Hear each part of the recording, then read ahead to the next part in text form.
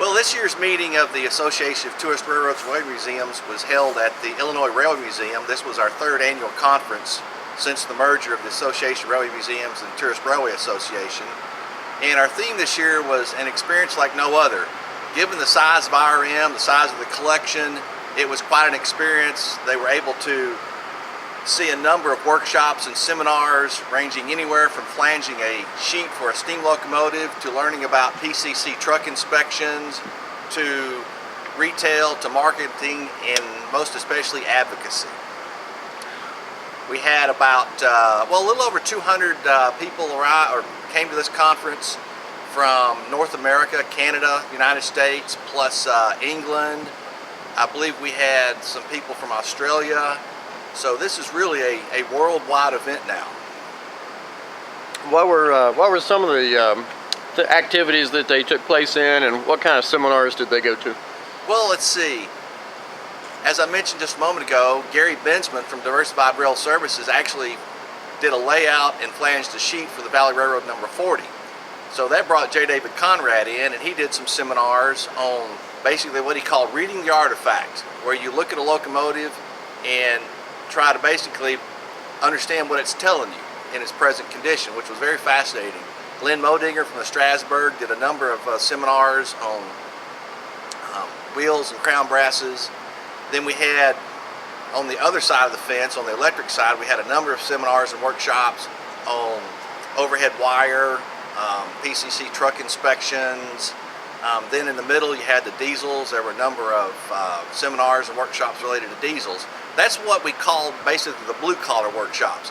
Then we had a number of seminars for those that are into retail, marketing, and advocacy, so that we try to cover the entire spectrum of operating a tourist railroad or a railway museum with these workshops and seminars. Mark, what are the chief issues that are facing tourist railroads and museums these days? Well, we can narrow that down into two fundamental areas. One would be regulatory, the other would be advocacy. On the regulatory side, we've been working real close with the FRA to identify sources or opportunities, let's say opportunities within the framework of the legislation to where we could reduce our regulatory burden. When Congress usually passes these acts, they're targeted at Class 1 railroads, and the language isn't put in the bill to basically eliminate tourist railroads from that scope of those legislations. So working with the FRA, we've been identifying things like the 50-year freight car rule, where people that operate old cabooses or they have passenger cars that are built on old flat cars, where they have to issue a waiver in order to keep operating that equipment. So this created a paperwork burden for the FRA with all these waivers that they're having to go through. So we've been working to revise that rule in order to eliminate that waiver. Another one is glazing. Glazing, or the window glass that's in passenger cars, that's been another area where they've been getting a lot of waivers. So we've been working with the FRA to come up with language that satisfies the legislation, but also eliminates the paperwork burden for them and us. We've also identified some upcoming opportunities. One includes track inspections, and another one could be some hour of service reporting requirements. So we're going to be efforting those over the next couple of years. We have a seat on the Railway Safety Advisory Committee, and their next meeting is in November, and we'll be there for that.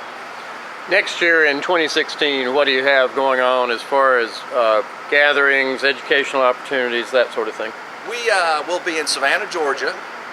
The Coastal Heritage Society is going to be our host.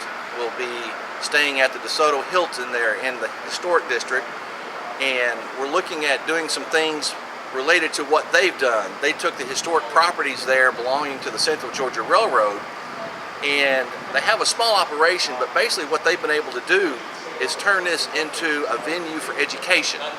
They have some children's exhibits, and so they've really been targeting how to educate children about the history of railroads and the growth of Savannah. And then you couple that with the river traffic and ocean traffic that Savannah sees, and there's a real synergy there between, they call it trains, planes, and boats. I would like to go back, and I talked about regulation, but I skipped advocacy. Yes. Advocacy is another area that is really big for railway museums and tourist railroads in understanding what that is and how to do it. So we've been working to develop tools and information that our members can use to advocate for themselves.